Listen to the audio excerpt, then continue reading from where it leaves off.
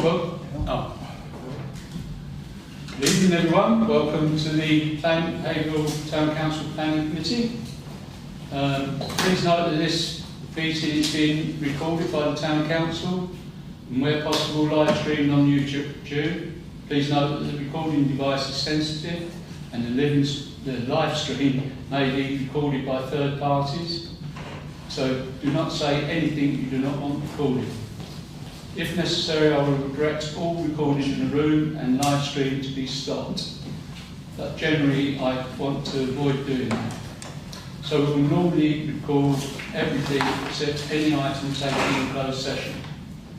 Members of the public may also make their own recordings, but must follow our rules for doing so, including stopping recording when requested. Whilst we do not accept anonymous speaking at the public forum, members of the public who wish to speak but do not want their name published must please indicate this before saying your piece. Item 1, apologies for absence, please. Councillor Cox and Councillor Martin. Item 2, is there any other problems? I don't think there is. No. Item 2, declarations of interest and request for dispensations. Anyone? No? Item 3, minutes of the previous meeting. To approve the minutes of the meeting held on the 5th of August 2024. May I have a proposal and a seconder, please? Thank you. That's Councillor Greeny and Councillor Smith. All those in favour, please show. Carry.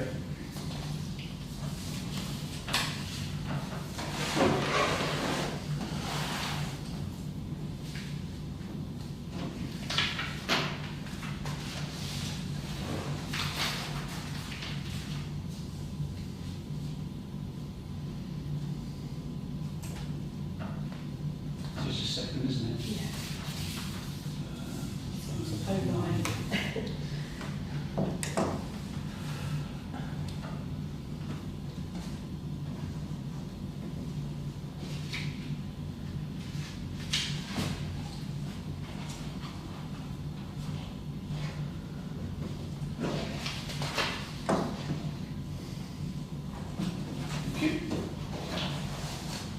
Item 4, matters arising from those minutes.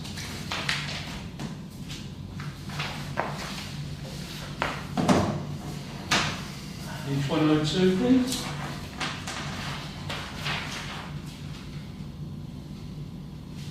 Page 103.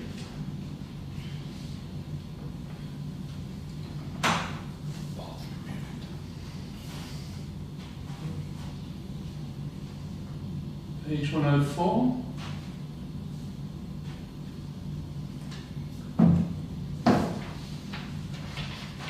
North West Haverhill. Any comments on that? No? Some rules? No responses on the agenda. Right. Yeah, there's is that on the agenda? Yeah. Yeah. Okay. Right. 105, 106,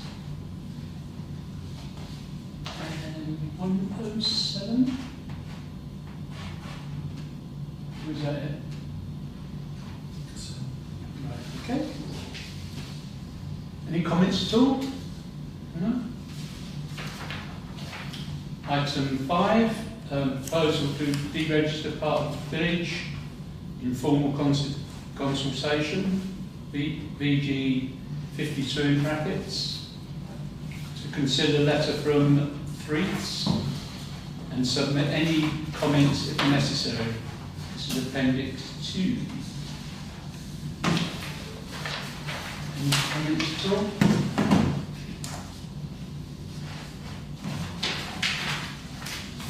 I would read it.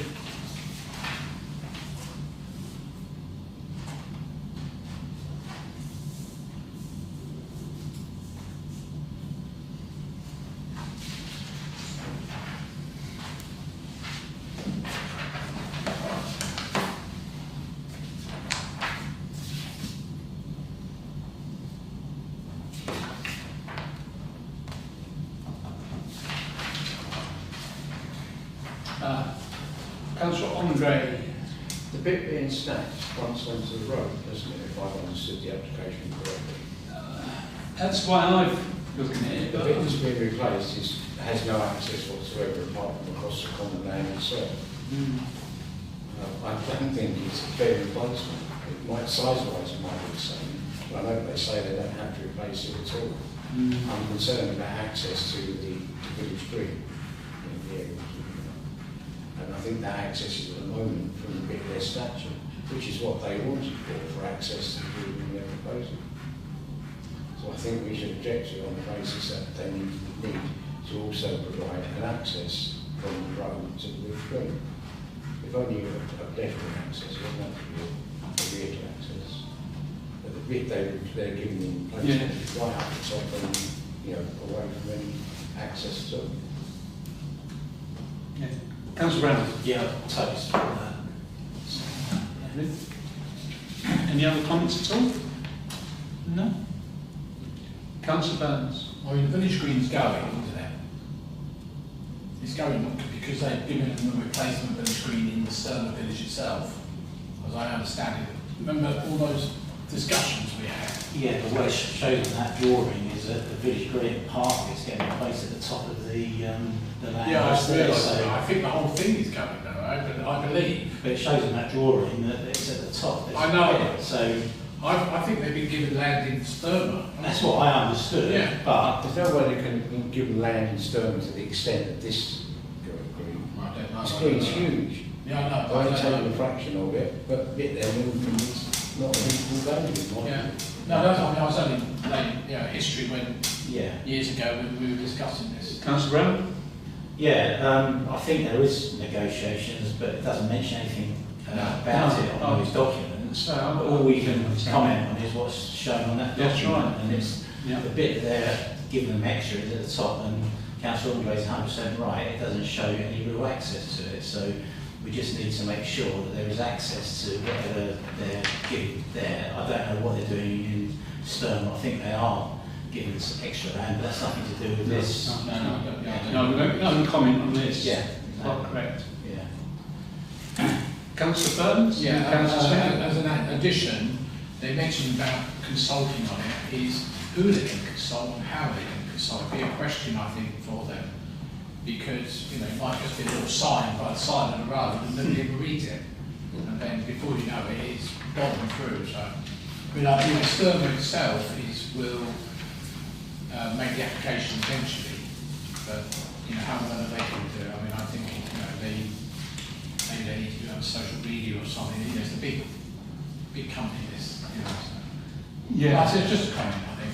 It's not, you know, Right, okay, because by law you need to put a notice up. Councillor Smith. I didn't realise I was colourblind, but it's talks about green hatched area and blue hatched area. Is the green hatched area then along Gilmore Road, or Couples Road, That's and the trouble with it, and the blue one a bit Oh, is it top? on one? Yeah. Yeah, it's that hashed bit at the top is the blue. That's what they're replacing it with, and the bit that's taken is the bit at the bottom, is that the same? Okay, so what is their reason for wanting, is it to provide pedestrian access to Haverhill? Is that why they want that here? Because I know we have had concerns about it. Well, it's not explained in here, is it? They don't That's a say problem. why, but it's almost certain to be a bit vehicle access because it's scale. Councillor Burns. Yeah, I think when all the discussions which Tony and I were involved in, it was always about being able to access the site to build it. There was never mention of footpaths or anything like that. So I suspect that's a bit where I come from. So there is no benefit to. No, not at all what's on there. No, it's quite clear. Councillor Andre was saying. Okay. We need a vote now. Proposed by Councillor Andre, seconded by Councillor Brown. We object on the said grounds. All those in favour, please show. Yeah, that's okay. Right, thank you.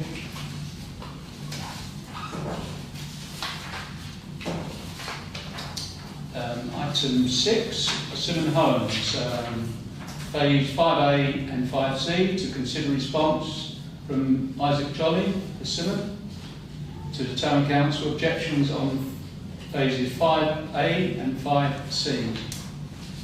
And it's appendix small 3.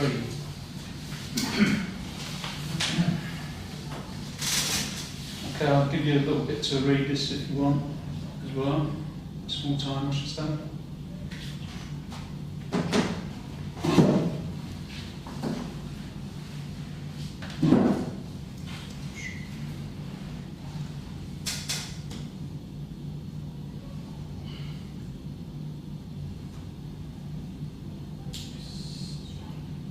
It looks like they're sticking with that, what they're saying.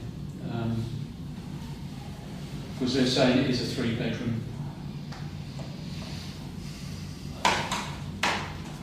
Or a study, because they wasn't allowed to have a 3-bedroom. It's painful because they're getting away with parking, aren't they? A lack of parking, but there's not enough parking in that area. Councillor Burns. Well, they've stuff against council's parking standards. They're only conforming to what they are. Yeah. Yeah, but they do, you know, they're saying it's a study, and that's why they're getting away with it. Oh, that one, no, that one's due to, obviously, as it says, the space standards, you're not allowed to have as a thing. What the people actually who buy the house or rent the house or whatever do with it is up to them. No, it's space standards. That study is enough for a Not according to what they're saying. Well, when I measured it, it was enough. It was quite a large study. But maybe that's the new design space standards that are in the new NPDF, I don't know. Well, that's what I'm talking about. I go by the unofficial one, not the one that's law, that's going into the new plans. I'm going by that one, and it was enough.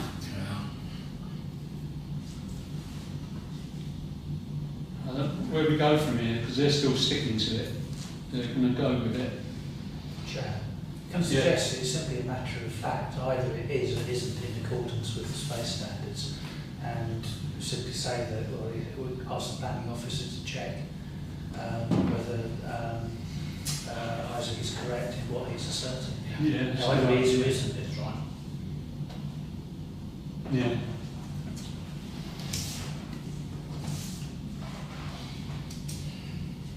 Right, I propose that.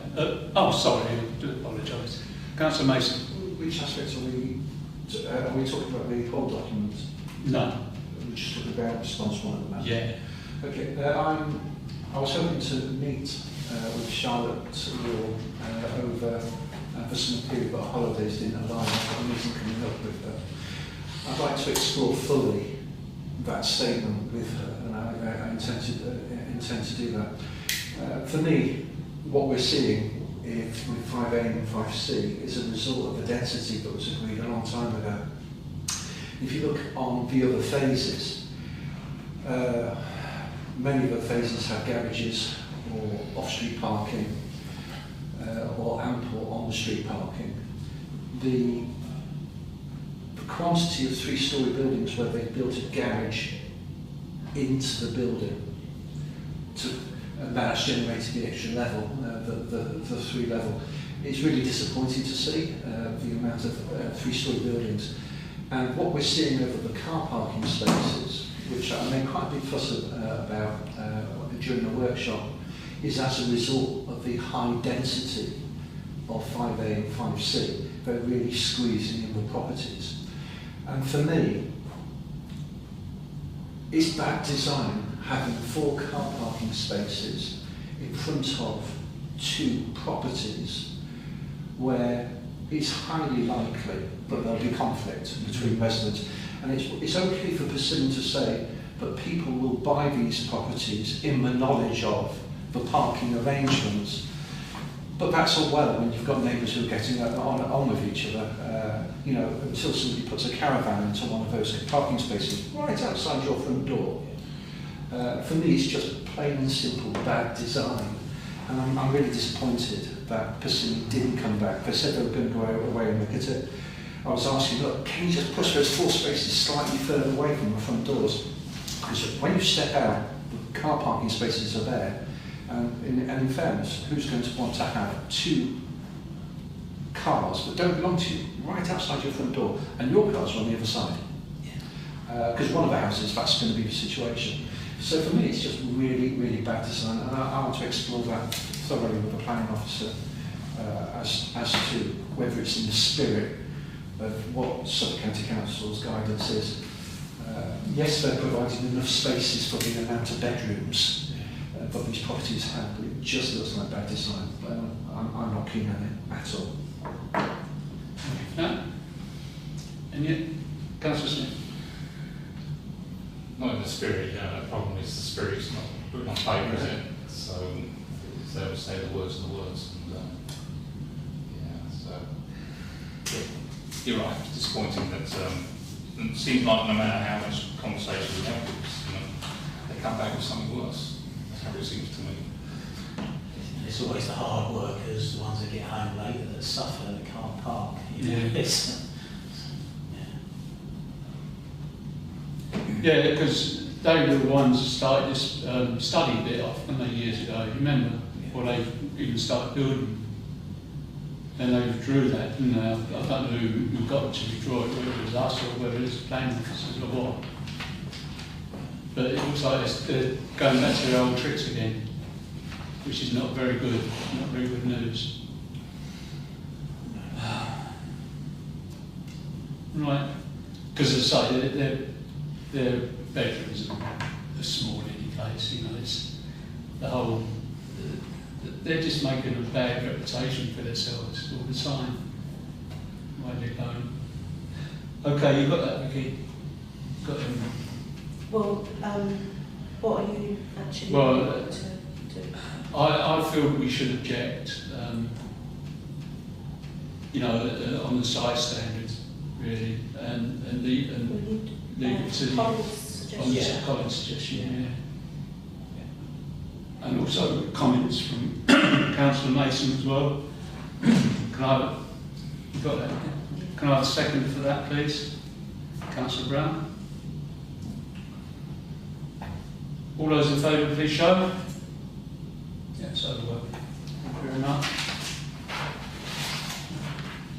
Comment 2 and Oh, comment 2, yeah, sorry. Town Council understands that there's still outstanding issues which need addressing throughout the previous phase. I should have made sure I asked you this. Members felt that it was sensible to complete these before starting any phases of development. Was that you, Councillor Brown, was it? Yeah. Councillor Brown? Yeah, it was just obviously, it seems not a thing to do really, to push on with new phases when things that are meant to have been done up there haven't been completed yet. You know, Relief Road is way behind. Residents are desperate to have that done. You know, we've had issues with paths not being properly completed, etc. Play equipment, etc. I think we're on top of that now. Also had, from what I was reading, project drainage and sewerage issues there. Yeah, it just seems that residents are really trying hard. Yeah, they've got to live there as it is. Before they start putting resources into doing new phases, make sure that the residents in the existing phases are all happy and everything's up to scratch. Yeah, because their response is not adequate, is it? Looking at this. You know, they said they'd give out newsletters. I don't know what they're... Perhaps because they're saying that the neighbours are not responding to newsletters? To be fair, Joe is really on top of what needs, the issues up there, so... Councillor Mason? Do you mind? If the committee don't mind, I emailed Colin some photos that I can just use by way of example. Before I talk about the photos, the Relief Road, I visited the Cading site. I think I spoke about that briefly at the last Town Council meeting. Cading are getting busy with it. Actually, I think it is worth asking Persimmon to make sure that they have got everything lined up so there is no further delay. I'm half anticipating Cading will finish and then Persimmon will book the road finishing, which will be another 3-month delay before all the equipment is descended. You know, I think Persimmon can reasonably plan with Cadent when this work is going to finish, and there shouldn't be a delay longer than is necessary. Because, as I say, I've got a hunch, if I wait for Cadent's work to be done before they'll order the road finishing, which could mean summer or autumn next year, which would be unsatisfactory. So I did speak with the site manager, as well as Stu McAdam, the chief planner, about the importance of them not delaying and getting on with it. And I think it would be helpful if the Town Council could reinforce that message, because we want that road open. I'll stop there if anyone wants to ask, talk about the Relief Road. Can I just say that the Haverhill Road part, it's so confusing. You know, the opening they've done, and they've tarmacked it, just part of it. It's okay, so the rest is all dirt still. You know, it's why have they just done that little piece to Haverhill Road? Okay, so the designs I've seen and that has been discussed with Haverhill Road is it's a single lane bus gate. So it's not going to be two-way traffic, only buses will be able to go through onto the Persimmon site. And what they've done is they've narrowed the road to try and discourage the idea that it could be, so it's a single lane, they've narrowed the road to a single lane. And you're right, it looks a little bit at a mess at the moment, but I assure you it will make sense. It seems funny they've tarmacked just that bit, but not the bit that leads to the road. It's strange. I can point to quite a few other places where it doesn't make sense what they've done with the tarmac. Really strange. I saw two men, I don't know if they was having their break, but they was kicking football on that dirt bit, but anyway, they might have been having a break. Right, Councillor Smith and Councillor Andre. My understanding is once they'd started using the Relief Road for access to the site, they were going to resurface it. I'll come on to that. They're still not done that. No, they haven't yet. I'll come. Do you want me to talk? I can talk about that now. Or? Yeah, you can. Yeah, just that bit. So, residents of Haverhill, Farrington Road, the speed bumps there are really quite aggressive. One is one of the speed bumps there is literally temporary to slow down traffic. It will be taken away because it's in the wrong location. But it's really quite aggressive on your wheels when you drive over it. Residents are fed up. Highways have been talking with Persimmon about standards of completion and a works programme to fix some of the issues before that top layer was set to be agreed. Now, I was promised by Persimmon that this road would be resurfaced or the finishing surface would be in May. Then it was in June. Well, we're now in September. Highways, to my understanding now, don't understand why there's a delay. And again, it's one of those other things. Why are Persimmon cracking on and doing it? Unless they're in dispute with Highways, I haven't heard that. But it's really frustrating. They've moved on to other phases now, and it's high time Farrington Road was completed. It's not very nice to drive along when you get the speed bumps. That's what Councillor Brown is. So what I'm saying is all these issues should be done before they dive into doing more plots and phases. It's just. Can I just do you mind if I come back on that? Yeah, go on. And Councillor Burns or yourself might know more about this with planning. The way that Persimmon organise their different phases is each one is its own legal entity. Yeah. And so to some extent, when they're putting a separate application in, I don't think there are any grounds, any objections you might have about previous development. But I'm not that morally. Oh, I agree with you entirely. Spirit. Yeah. And there should be some mechanism in this, when plans go forward. There's a multi-phase development that, new phases can't go forward until the others are satisfactory. This one, completed, This is one of my biggest frustrations with this site, that we weren't given the plans in the entirety so that we could see the development in its entirety. And the way that they've parcelled it is quite unfortunate, and it's allowed them to game the situation,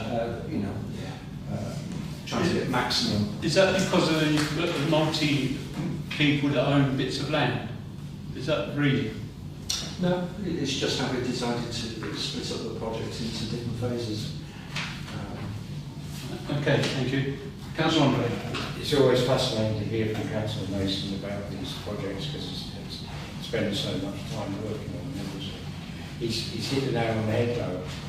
The particular comments we were making were about this application, not about the previous. We've made their views known, it's clear they understand that we expect the criticisms of, but it doesn't have any material effect on this application. We're wasting our breath, it's nothing to do with this application. Okay, can I come back on? Yeah, Councillor Mason. Sorry, I don't mean to do this, but there's a number of issues, because of the response of outstanding issues, I did want to make the Town Council aware of anything that we've not yet discussed. And whilst it's not pertinent to the application, I think there is scope for the Town Council sending a rather clear message about a number of other issues. So Farrington Road is one. The state of the park is really disappointing. The actual play park, although much delayed, is open and there's families using it and it's great.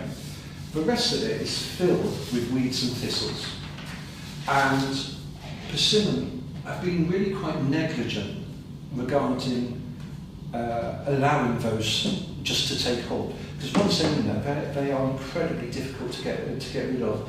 And what we're not seeing is jumpers for goalposts. We're not seeing kids using it because it's actually not very pleasant land to actually play on. So can we go to the, so this picture here, believe it or not, they're just dead trees. I gave up counting, I think there's somewhere close to 30 dead trees across the Persimmon site.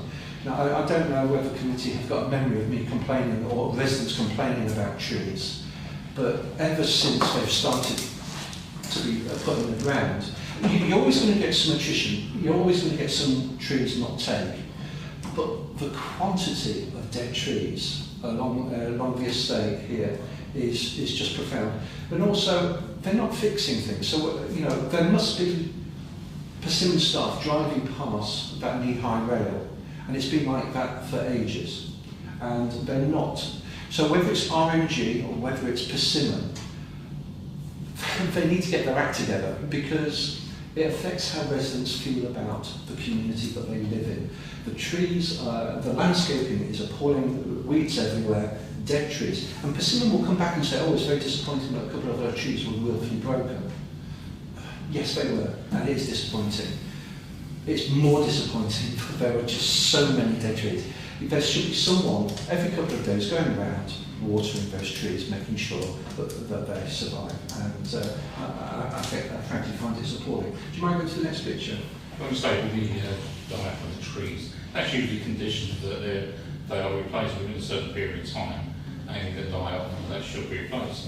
And it could be made better if they actually put more mature trees in rather than just twigs. You can't see it because I think you'd have to zoom in.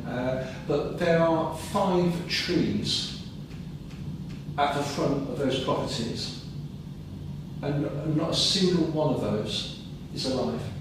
Not a single one. You'd maybe expect one, maybe not to take. You just can't see them. They are literally just sticks in the ground. So the allotments are currently absolutely full of weeds yet again. It was told to me by Isaac Jolly that They were looking to deliver the allotments by December. I don't believe that's going to happen at all. And they're missing a trick of persimmon because there are good news stories. And I did say to them, look, you know, you haven't formally told everyone about the delays to the relief rate. Where is this community update? Persimmon have agreed, just more dead trees, Persimmon have agreed to put a speed bump on Ansuckling and pay for that. Well, put that in your newsletter. You know, try and make people feel that you're trying to improve the community. You know, the allotments, bring those forward, deliver those. Again, give people some amenity for the community. I keep saying to Persimmon, I don't get any buzz out of complaining all the time about the lack of delivery or the poor delivery. And to be honest, I find it a little bit insulting that we've not had a community update since the announcement came out. And also, I expect, when I said it to their faces, you know, it'd be really nice if you can get something out and give some good news there. And again, absolutely nothing. So, to be honest, I would, to the planning committee, there's a lot of it's not my dissatisfaction, there's a lot of dissatisfaction amongst the community about the level of delivery. The landscaping there, that's meant to be grass and it's just awash with weeds.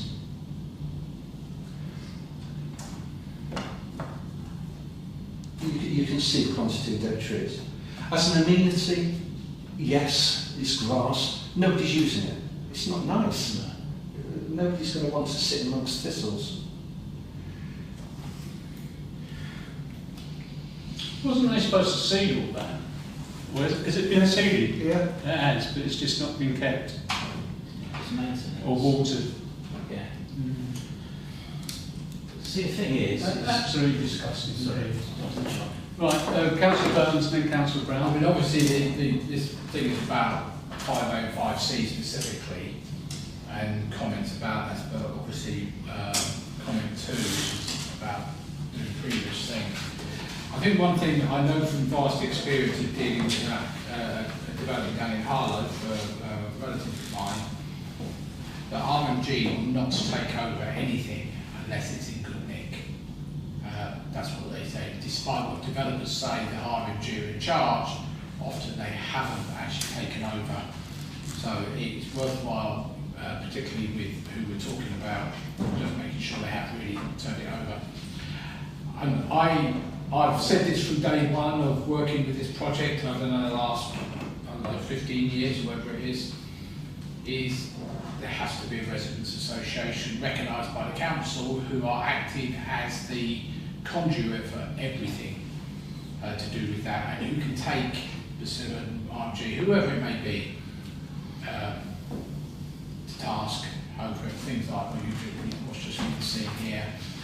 You know, I've said before that the planners made a big deal about we're going to facilitate this. It hasn't been done. You know, we're now more than 5 years since the first spade was dug in the ground. So I think that it really needs the residents to get together, find a chair, find a secretary. I know it's difficult, but certainly the one I've been dealing with in Harlow, since they've done that, the local MP's involved, the leader of the council's involved, the head of planning's involved, and they're really putting pressure on those things. So I think that may help. Thank you. Councillor Brown? Yeah, so I know technically that what we say hasn't got any meaning with application for 5A and 5C, but as I said earlier, morally, we're the only ones that are really around to speak up for the residents that are there now. So us mentioning it last time has obviously got a response from Persimmon, and hopefully with Joe's input and the stuff that we put in, we can send that back and hopefully they'll do some work on it. And yeah, things like that play park, we said years ago when the initial phases came up that play park needed to be drained. That drainage is heavy clay soil, we know that from previous developments. That would be without drainage in, that would be unusable for virtually 6 months of the year. Parkway suffers, the Parkway playing field suffers from it, the playing fields at Puddlebrooks, it's on that plateau. It's on the same plateau with the other side of town. It's really heavy clay, and unfortunately, it holds water like anything in the sea. But just saying on a map as a playing field, it's unusable. Up to the year, it should have had drainage going in. It should be looked after. The trees should be looked after. You know, a lot of other developments that have someone going around as part of the contract, you know, every week to make sure the trees are watered, looked after, and it just seems to be a lot of neglect up there, which is an absolute shame for the poor people that have paid a huge amount of money to live there. Do they pay, or will they pay fees for the upkeep of the area? It's an interesting point. I had a resident come to me with the fees that RMG presented them with, and they were astounded at some of the grounds maintenance costs and wondering where the money is going. But that's, I think, a topic for another day. Right. The management group has been set up.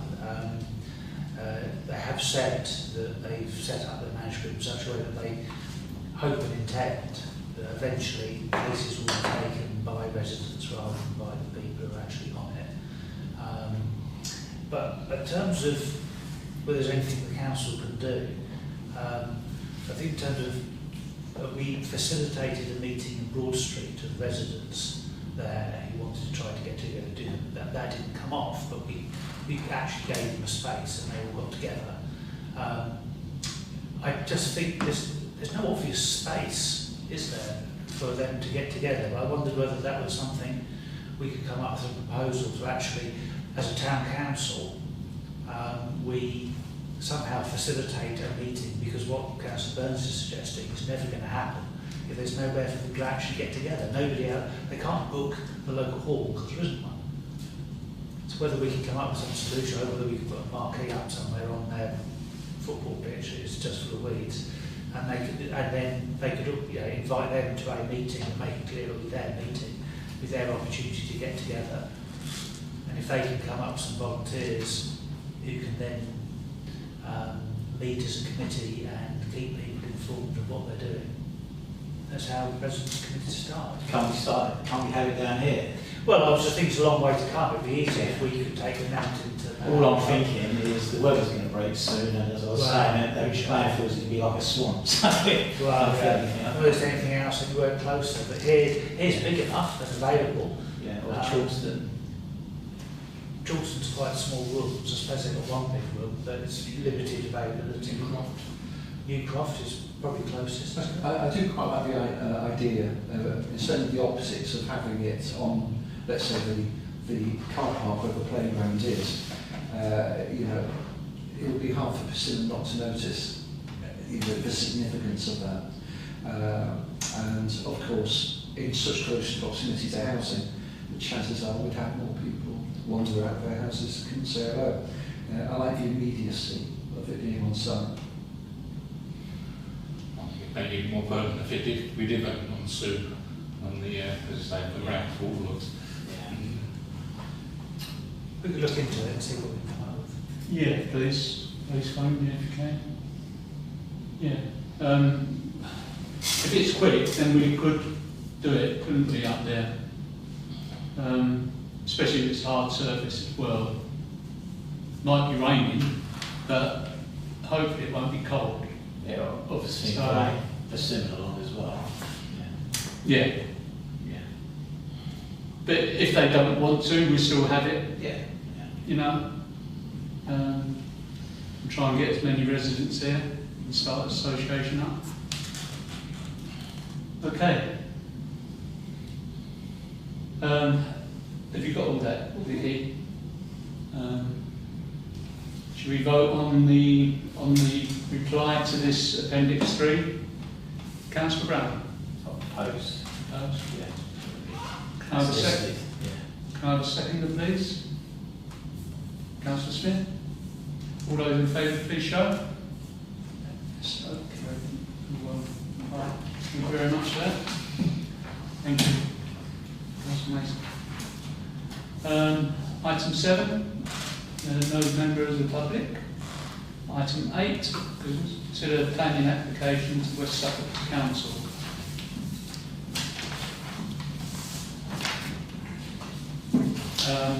List A, approved by the Chairman and the Deputy Clerk under delegated powers. Application, list B, sorry, application 1, DC 24-0969, TPO, 2 Ash, in brackets T1 and T4 on plan, and A1 on order. And this is Fell. This is in Gainsborough Road. Any comments on this one? So this one's already been dedicated. That was the... Oh, that was the list A, sorry. Right, list B. Application 1, DC 24-0967, HH, 2-storey side extension.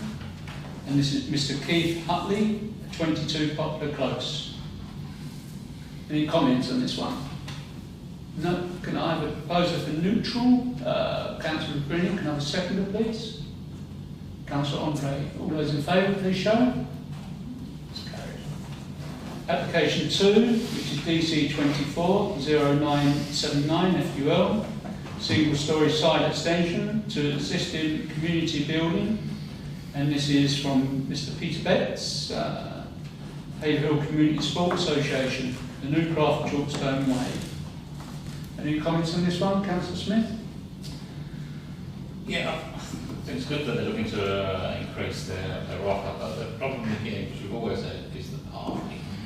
We've said when they did the new pitch, we've got an issue with parking, and they're talking about using the Samuel Hall, but then this is not going to apply. When is this new facility being used? Because they're increasing the social side, aren't they? Although I like to see it, I'm just concerned about the inadequate parking again. Yeah, could be for bingo, I think. Councillor Burns and then Councillor Andre. Well, mine was also on parking. They're using old data. The parking report they've used is the one that predates the 3G application, the second 3G application, where they were going on about, oh, we're going to use Samuel Ward. Samuel Ward has now introduced bollards at the entrance to their car park. Who's going to maintain those or manage them is a question. Are they going to be, I mean, for example, this weekend, just gone, they were all closed up, so they couldn't use it at all, and even though there was something going on in Newcroft. So, you know, they're using old data. They've had a covert things that on Chalkstone Way for a long time. What that's doing now, I don't know. But they haven't solved the problem of the parking in this respect. And you're right, Councillor Smith, is, you know, it may be for more social stuff, but it may only be, for example, in the evenings or something. But I doubt it. They'll rent it out to an organisation which will be there during the day at the same time as Swimming World and all the other things. Yes, we don't have the problem so much, and hopefully not now, with the verge parking. It does worry me now that effectively that overflow is no longer available to them. The verge parking is starting again, by the way. I said, well, I haven't been up there very often, to be honest with you. Councillor Andre and Councillor Mason. I may have misunderstood it, but the fire and rescue report seems to imply that the car park service isn't adequate to support the kind of appliance that might have to respond. Again, it's old information, they've used specifications from previous planning rules. So I'm not clear whether the fire and rescue people are then objecting to being able to get onto the fire. There are 2 fire and rescue ones.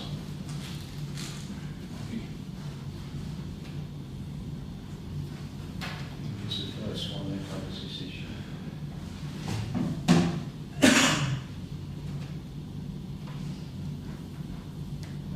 Is that second paragraph, the first section? It seems the implication there that the service may not support 15 to 26 tonnes, although it doesn't directly say that. What's it say on the continued bit? That's about water supplies.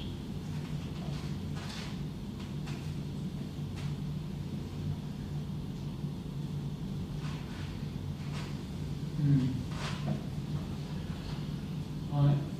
Do you want to see the second one? But the second one's another issue as well. Right. So can we just scroll it down again, so I see the paragraph that Councillor Rose referred to?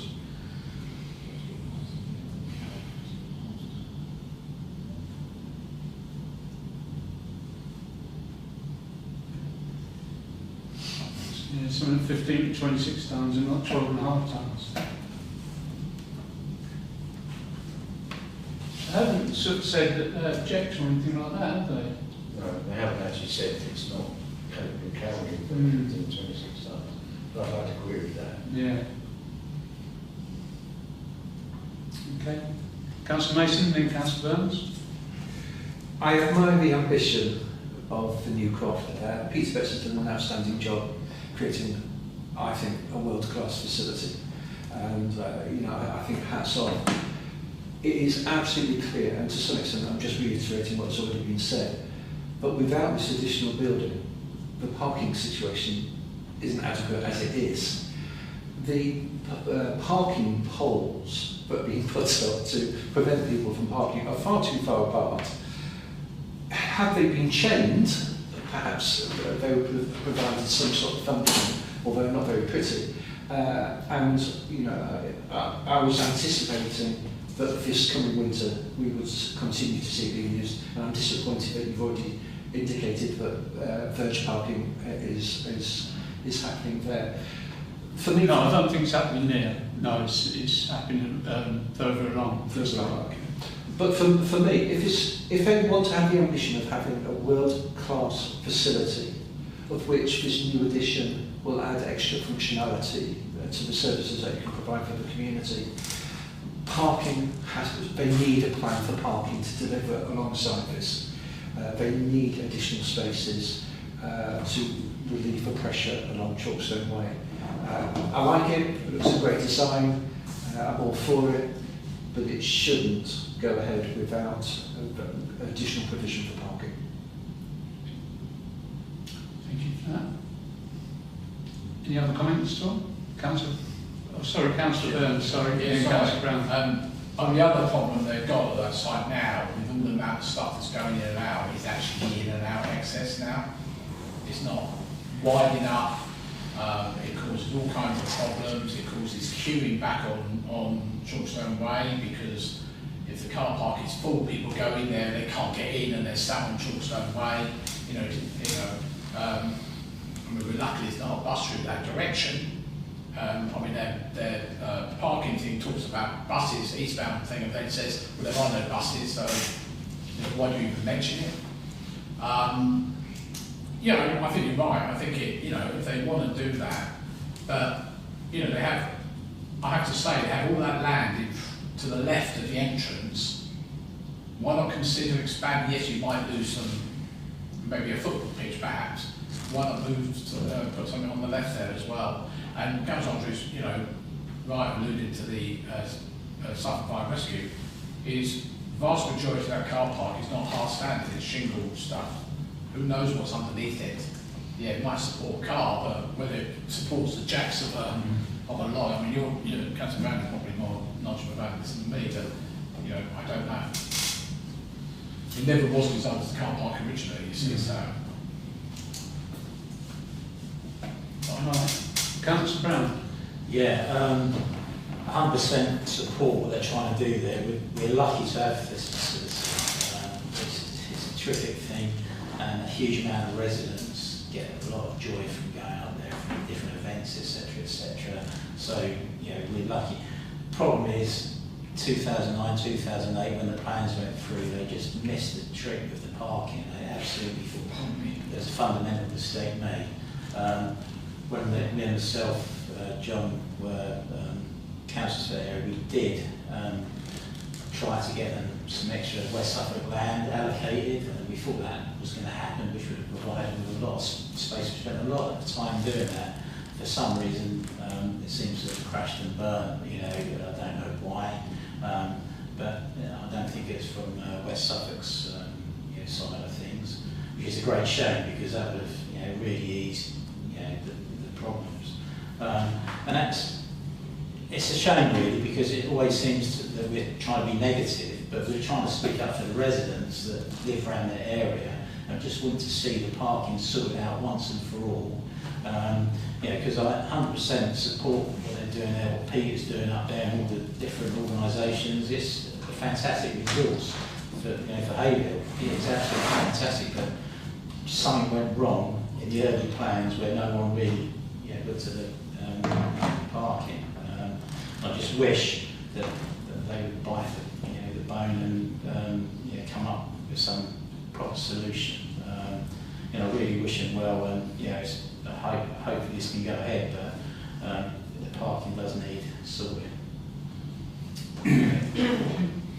Councillor Mason. There was just one other short thing that I think was worth it mentioned. The arrangement with Samuel Ward, whether it exists or has been stopped, the strategic plan for the site, all parking should be self-contained. With a change of a head teacher, that arrangement could go in a flash, and then we've got no facility for parking on that site.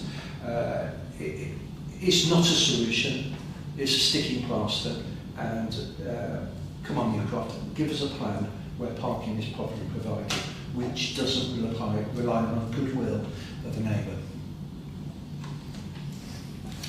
Okay, have you got that, Vicky? Yes.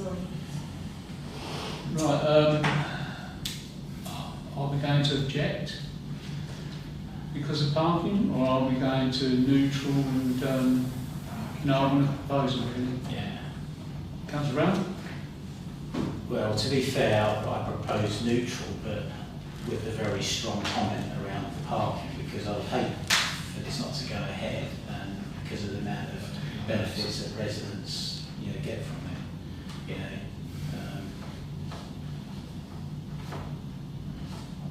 That's what I'm proposing anyway. Right. Yeah. Can I have a seconder for that proposal, please? Councillor Andre. All those in favour, please show. All those against? 3-2, that is. Okay. Can I just Yeah, Councillor take Burns. no notice of a neutral with comments like that? Yeah. I won't take any notice. Yeah, I know. Yeah, that's why it was a bit. You have to be Bit assertive. close. You have to be assertive.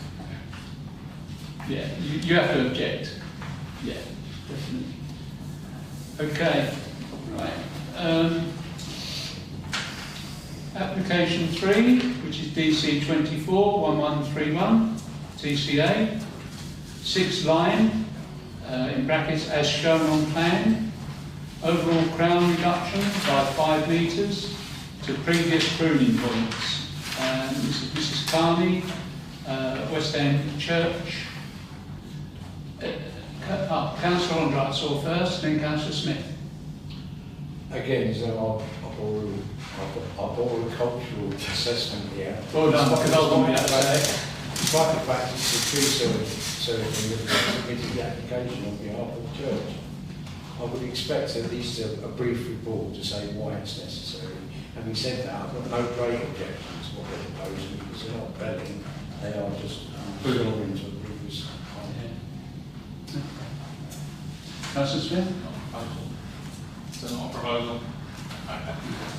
Yeah, they are just going back to a previous point. It would be nice to have that report, but I don't think it's actually right to in this instance, so I will propose.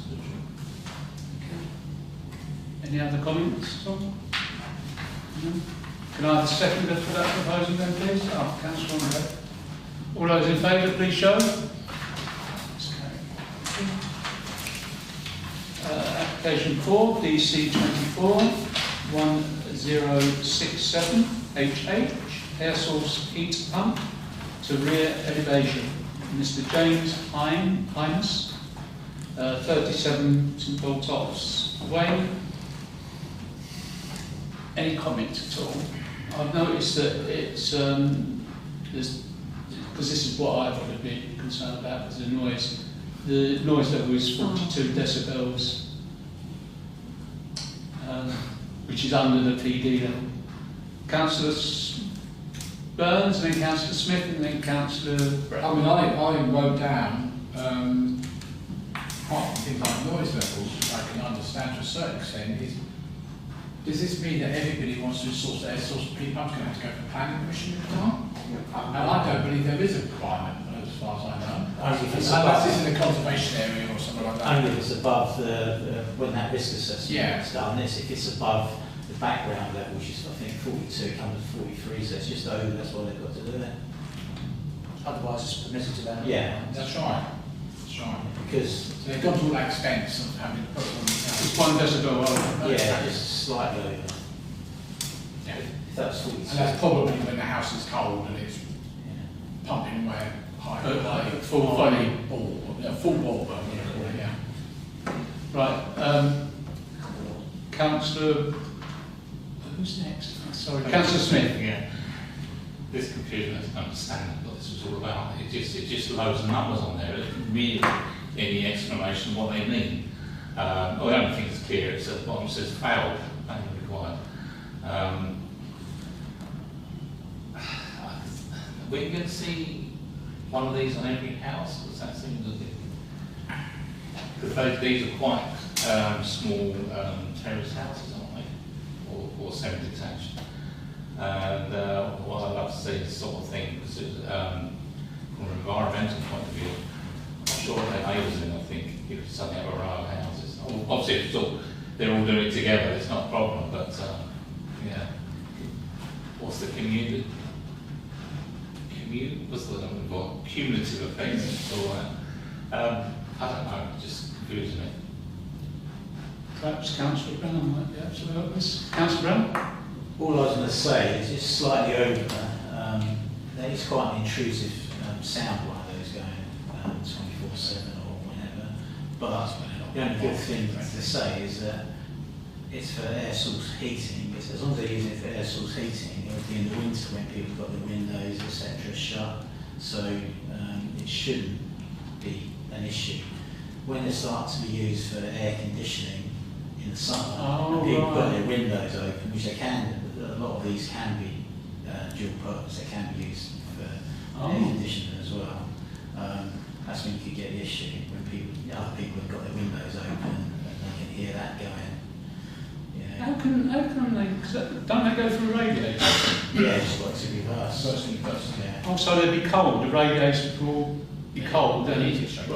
No, it depends how it's works, either doing radiators or it can just be an air blower. It really depends how it's used. Yeah, some will actually move underfloor heating. There's a myriad of different ways they can do it. Yeah, so they tend to be for blowers or pipes that don't tend to use those so much.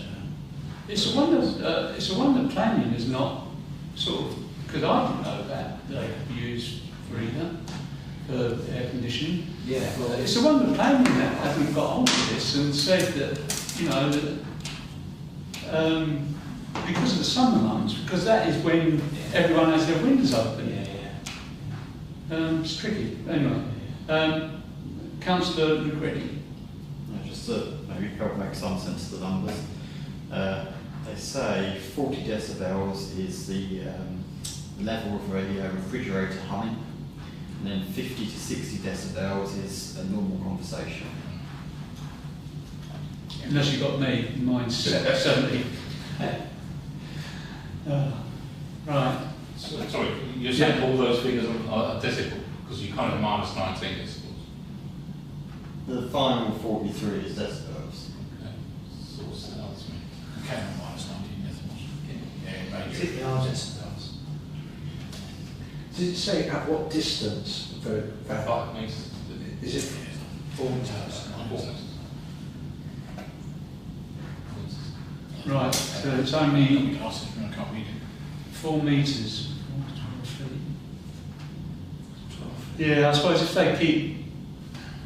they put it on a wall where it's far away from the next door neighbour's living room, then that's 4 metres, isn't it? But what Dave Councillor Brown, can you so help that? but what Dave says is 100% right, is if you've got an area and you've got 20 or 30 of these all in one area, the cumulative effect is going to be quite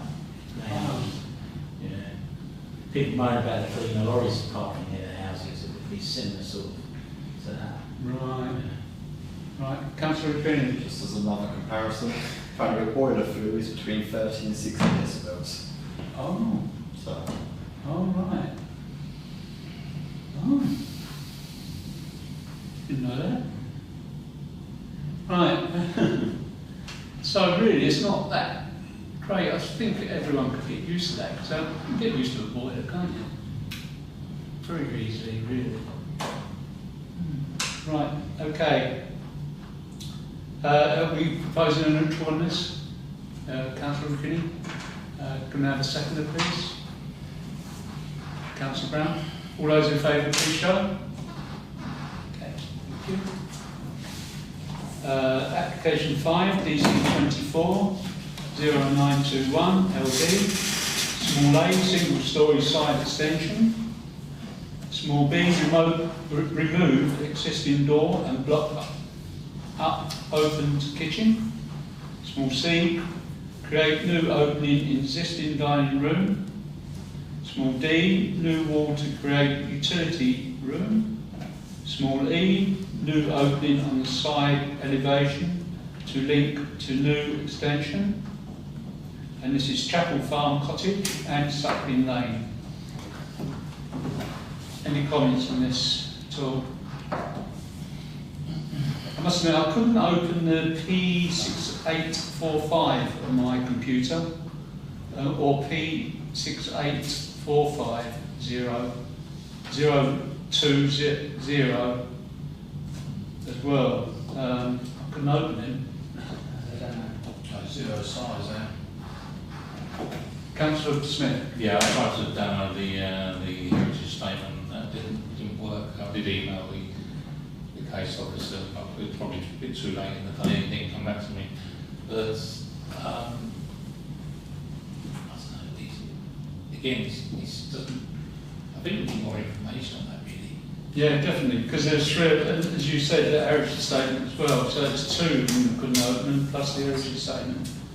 So I think really we should leave this. Or what do you think, Colin? Well, yeah, we can't make comments because you can't open the plans to see what they're proposing. Can we get an extension of that? I'll try. Yeah. Okay. Everyone okay with that? Yeah? Yeah? Okay. Application 6, DC 24 1181 P3 MPA2. Change of use from commercial, business and service, which is Class E in brackets, of upper floor, to dwelling. Class C3 in brackets to create 1 residential unit. And this is from District 7 Estates, 51 High Street. I noticed we've got a comment from 98 Balsham Road. Any comments on this at all? Councillor Green. I'm just going to go with no surprise. I'm going to say I don't like it. It's a stock room, and it should always be a stock room. It's small up there. It used to be the space for children's shoes and a small little area to keep stock. It really is tiny. This shouldn't be the aspiration for our residents to be living in stock rooms. There's no parking included. They say there's plenty of parking in the surrounding area. Well, that basically means that the residents have to pay to use the car park. The bus station car park is currently short stay, so that means they'd have to go to somewhere like the Arts Centre car park or Meadows, so it's a long way to go. Downstairs, it's going to remove the rear access into the shop unit, so the shop will now only be serviceable from the front. I don't think that's good enough, and we've had this issue in the past where there are shops in the high street that don't have rear access.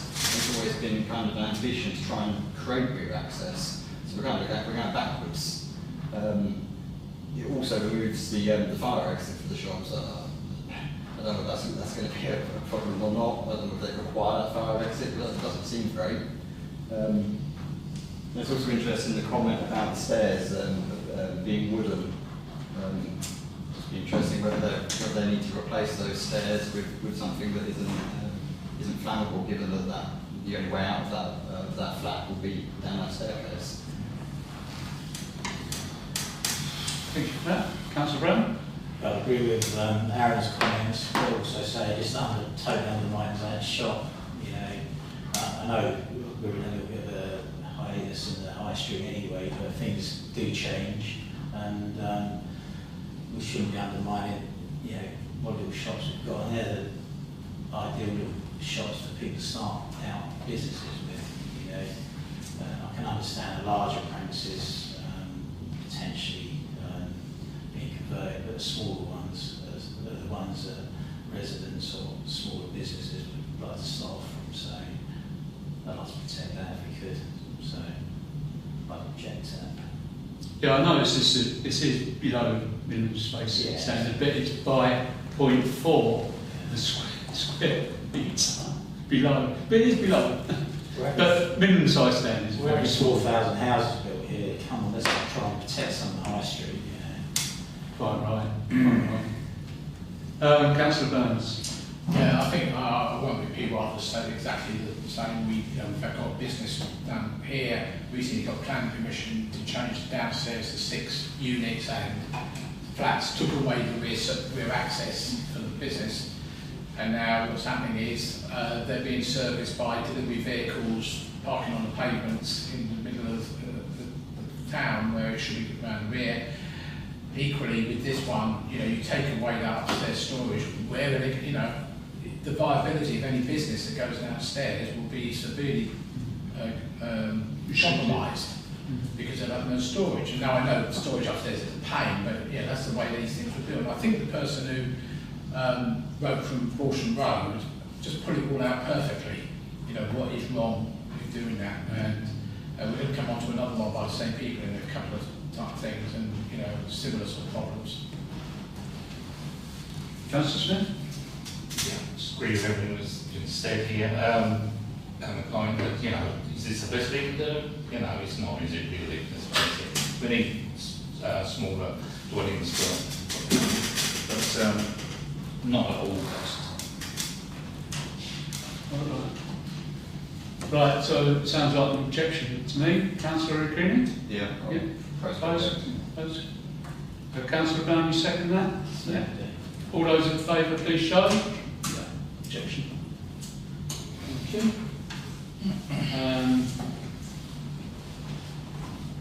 This is application 7 now.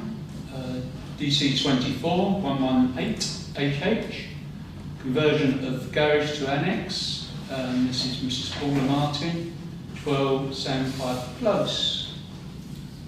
Councillor Burns?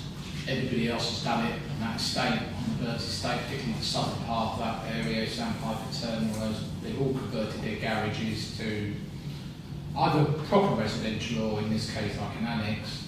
Some have done it illegally, most have done it legally, and it's just another one of those ones that the only strange thing about this one is the door is external to the front door, as far as I can tell.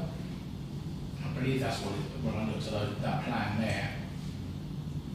So, although it's an annex, it is a self-contained annex. Where most of the others, the door is actually inside the house.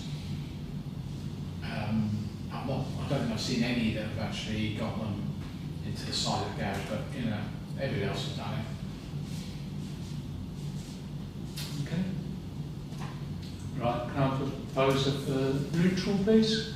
Councillor O'Kearney, seconded by Councillor Andre. All those in favour, please show. Right, lastly, number 8, DC 24 1182, PC 3 CMA, change of use from commercial business and service in brackets Class E to residential in brackets Class C3 to form 3 dwellings. This is, again, District 7 Estates, and this is 6 Jubilee Walk. Councillor Greene, presume you're going to say the same? Yeah, I don't like it. Again, there's no parking. Same reasons given as the previous one, that they can use the public car parks. Again, short stay, long stay's a fair way away. It's poor quality housing. They're all studio apartments. They're using single beds. And one of them has kind of barely room to fit the single bed in. Kitchens directly opposite the bathroom. It's just horrible. And from my perspective, it kind of just shows it's just greed. It's the same people as the last one. The last application, they were limited by the size of that building. They couldn't make that one better, that single apartment any bigger. With this, they've decided rather than having 2 spacious apartments, let's cram in 3 studio apartments, studio flats.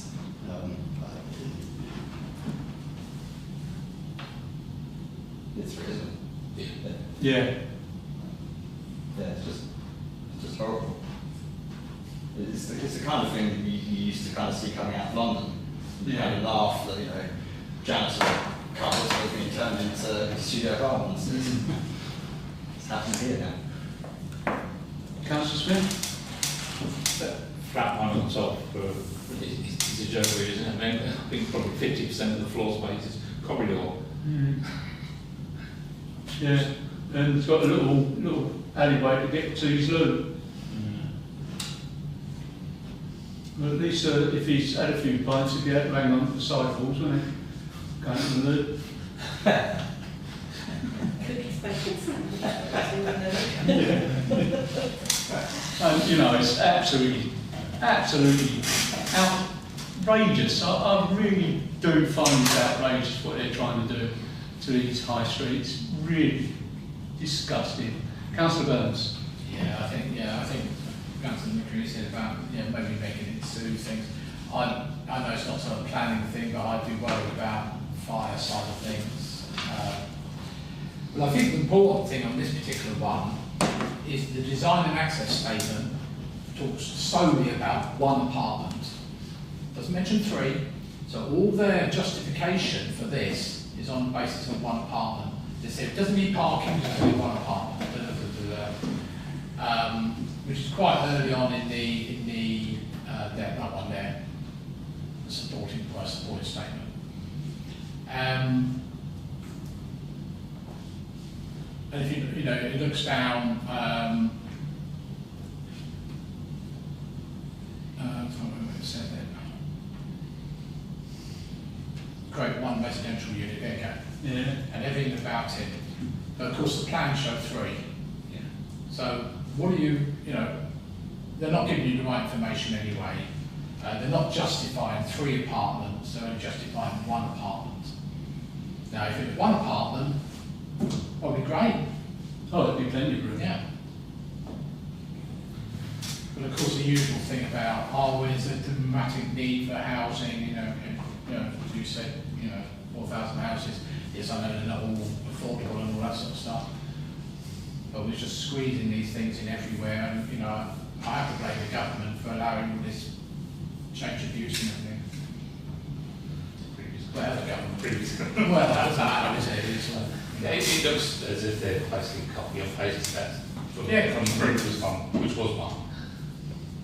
Yeah. Well, at least we've got that little bit extra saying compared with the other one. Yeah, because it says small size of the dwelling, Yeah. a low level of occupancy. Well, how do they know it's going to be low level? Must have at least 3 people, isn't it? Well, exactly. Each flat has a single bed, and a 3-seater sofa, 2-seater dining area. Could be 6, couldn't it? Oh dear, it's absolutely disgusting. Right, should we have objection to this one as well? Yeah, Councillor Freely, is that proposal? Yeah. Councillor Smith, seconded. All those in favour, please show. Very much. Back to the agenda. Item 9, to consider street trading licence. There's no members of the public. but this is list C, which is attached to the agenda. It says on here. Right, is there any comments on this at all? Councillor Smith? And if they stick to those times, really, isn't it? I think currently they turn up any time.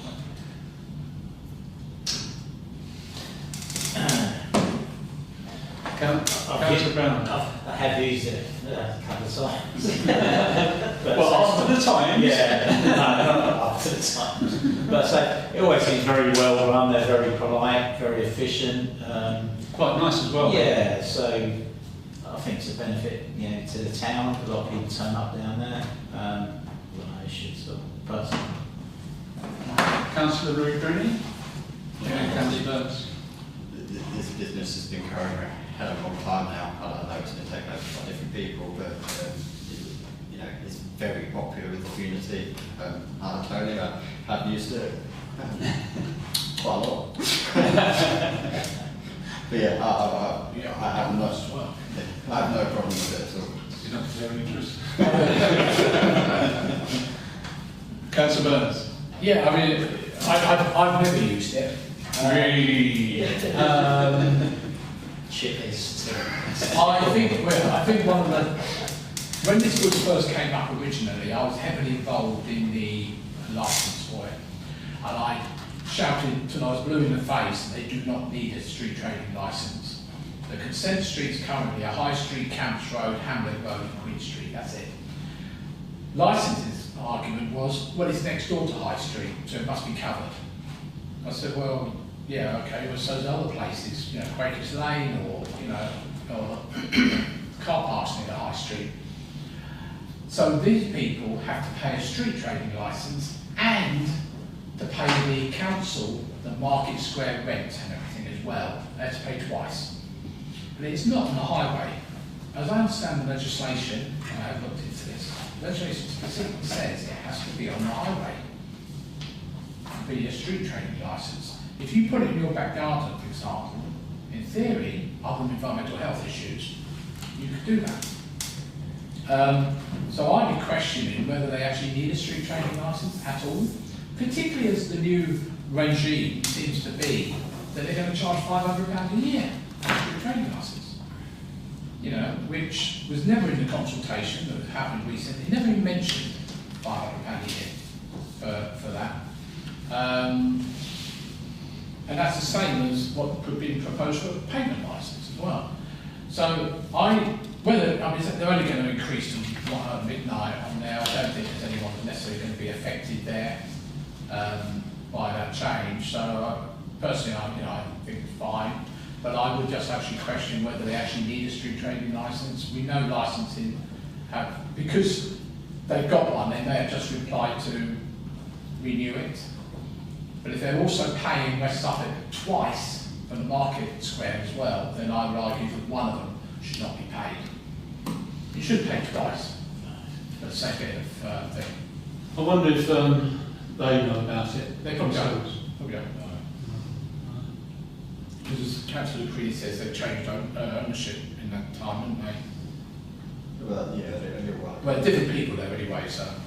I thought they had a licence before, to be honest. They did have a licence. Street trading. But they were, that was licensing saying we must have it, not talking to West Suffolk Market Square people about the fact they're also paying for that as well. Because originally, wasn't it Stav's kebab?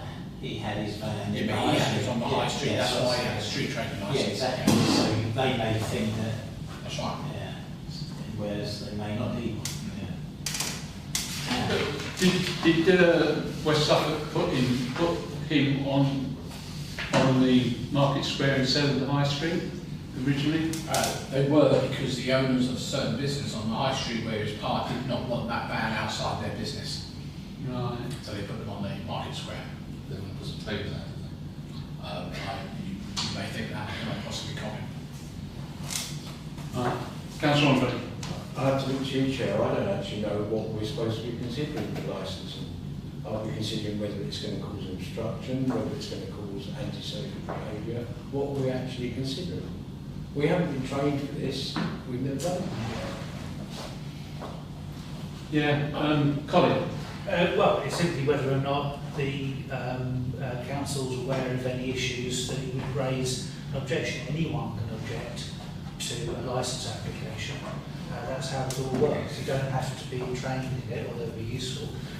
But if it's not in this case, but certainly when I was down in Exmouth and the planning committee commented on licensing, there were issues such as they were aware of regular nuisance and scuffles and fights outside particular venues and wanted to object to the licence being extended because they already felt that there was disorder happening in terms of the full licensing pillars. Those are one of the things you might worry about, but if in terms of hot food takeaway, if they don't have a reputation for producing rubbish, they trade those hours, they're polite and nice and everyone's happy with them. So in this case, it's not a good example because there's no reason to object in the first place. I propose we object on the grounds that they don't serve vegetarian food.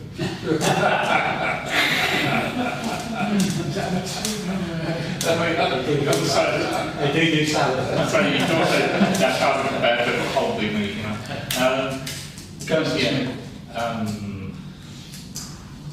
Sorry, I forgot what to say there. I'll propose that we, what do we do for this? Is it the same as planning? Yeah, I think it's the same. Is it, Colin? I've no idea what words they like. You can find out, but if you've got no objection to it, We no objection, that's what I say. Right. Councillor Burns? My only comment would be the existing street trading licence got a condition on it that they have to encourage people who use their facilities not to park illegally, i.e. in the loading bay or on the market square. And that's the only thing that hasn't been. It's difficult for them to enforce it. I have seen them do that though. I have seen them say you can't come on your car and things like that. Yeah, but often there's people park there all the time. That's a big problem. if you've got a queue and you're serving people and somebody backs up, No, that's right. But it's just the fact is there's an example of, it's not antisocial, well, it's antisocial behaviour by the drivers, of course, not them.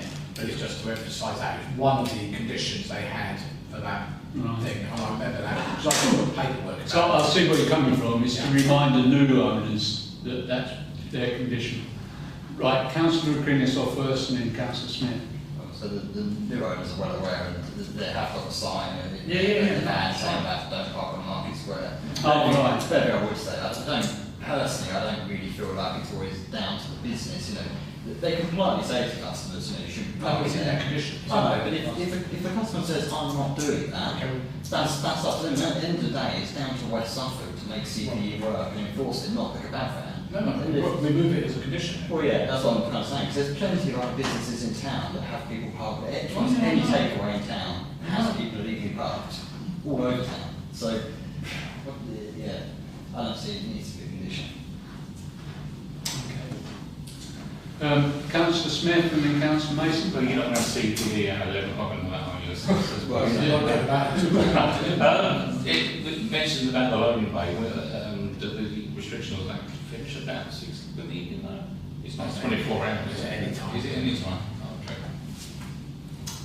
Thank you. Councillor Mason. Might be causing trouble here. But a quick visit to Saffron Walden, and you can park in the Market Square. Go around many other towns, you can park on the Market Square. I haven't got a problem at all with people parking on the Market Square. If it was good for the nighttime economy, all for it, if it was properly organised. But maybe that's a discussion for another day. It's about crossing the pavement, isn't it?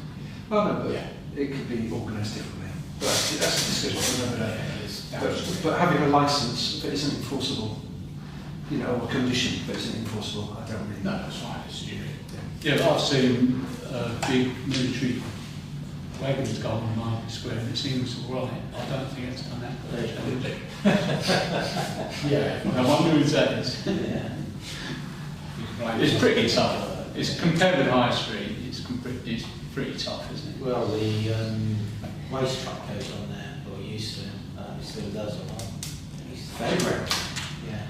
Yeah, it's pretty tough. There is some massive dips in it though. So, proposed no objection. Yeah, No, right, we've had a proposal for no objection. Can I have a seconder, please, for that? Right, Councillor Greeny. Have you withdrawn your proposal? So mine was a proposal to adjust. Right, all those in favour, please show. Thank you.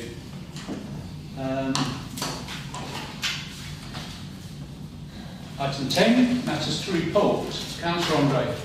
Can we, as a committee, convey our thanks to the town hall staff and the team that put the lights on the knife angle? It's really enhanced it, which is amazing now when you know, but it is the way it is, makes it even more impressive. Brilliant job done by the team. Awesome.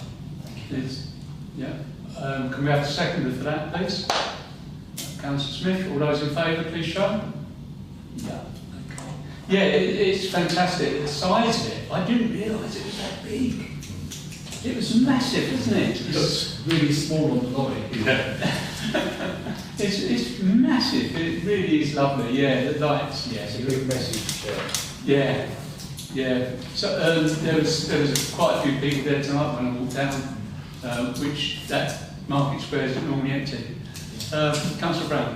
One quick one. I think the Whittington Recycling Depot application is imminently going into Suffolk County Council, or is in at the moment. There has been more complaints from nearby businesses around smell, dust, vibration, etc. I think so far it's about 10 people that have raised concerns, etc. So just want to watch. So that'll be going through. So Thank you. Councillor Burns. Related to Councillor that, I Smith. understand West Suffolk employees also moaning about it in terms of the access for public vehicles to get in is really quite tight. I haven't been in there personally, but yeah, you know, and the environment agency are involved, and also West Suffolk Health, Environment Health. Me and Councillor Smith took a look around it. Councillor Smith, and then Councillor Mason. Just know that the bouncing ponds, that's what we're going to call it, bottom Cleve Road, have been cleared. It looks very bare at the moment. I thought they was going to do a bit of landscaping, whether that's going to happen in the future, I don't know. That was just my imagination. It looks where they've dredged all the silt, they're just drawing it up to one side. It looks as if the actual volume of water it can take is probably no greater than it was before they did that. They've just moved the silt to one side. There's a big issue of actually, if you take silt off site, then it's contaminated waste that difficult to get rid of. Have a conversation with Simon Collin at West Suffolk. He did brief me before they did the work, so they were going to do that work and why they were going to do it. So he can brief you all exactly what they want to do. There was an email, yeah. But I'm sure it said in there about vaccinated, wasn't it? yeah, maybe Maybe a different team. Maybe it's enough. They've got a bench at the bottom. Benches have always been there. Just so you know, cynics have been covered by water. 100 years flood. Councillor Mason. On the waste side, that Councillor Brown referenced, I've been meaning to take it up with Suffolk County Council. I think it's perfectly within the remit of the council, should they choose, to actually write a letter of complaint to Suffolk County Council, who are the ones that issue the licences for waste. And I think, without wishing to go too far, but I think there are sufficient grounds of concern that they are operating beyond the terms of their licence. I think as a town council, I mean, I'm happy to do that as a county councillor, but as a town council, I think that would be perfectly reasonable should you so choose to actually put that complaint in on behalf of the residents. Yeah. Councillor Brown, any comments on that? Yeah, I'd like to propose, it's a good idea, I think, I'd like to propose that we do that because, there is a lot of anger dust issues.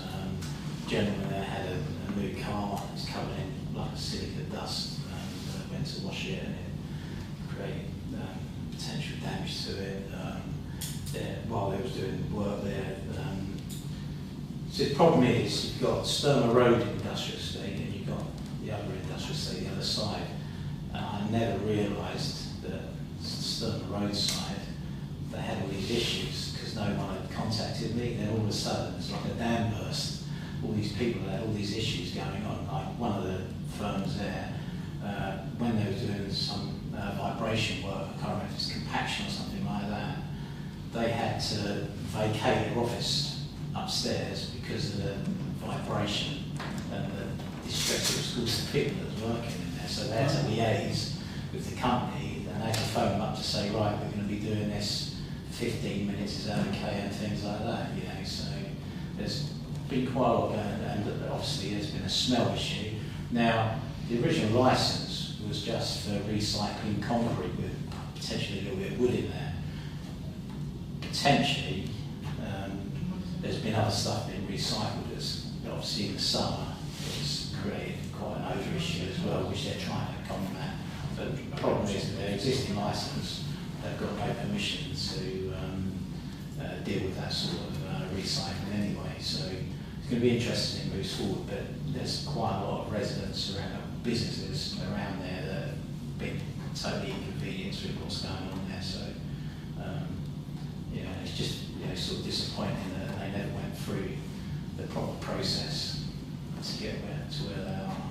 They got these water sprinklers there, but they haven't got the sprinklers near the exit. No, there's and that's where all the dust is. It's going out the exit.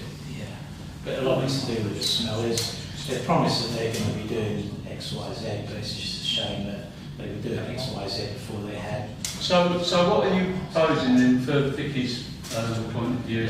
That we write to them to echo the complaints of the residents around the noise, dust and smell issues. Okay, that's fine. Yeah, it's like that.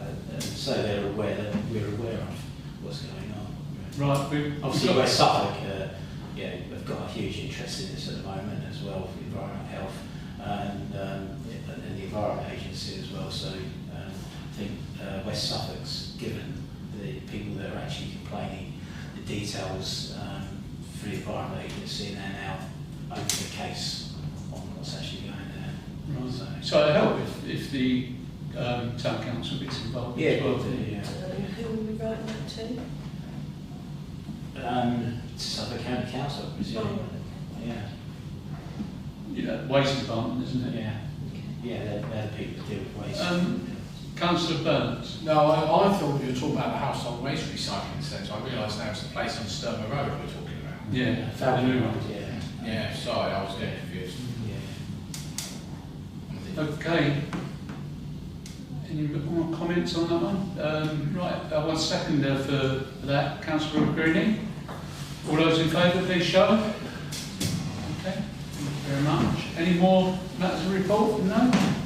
Okay. Item 11, date of next meeting, which is Monday the 23rd of September. Thank you everyone, and have a nice evening. There's a lot we've got for tonight. Thank you very much. Close, item 12, closure. 8:34.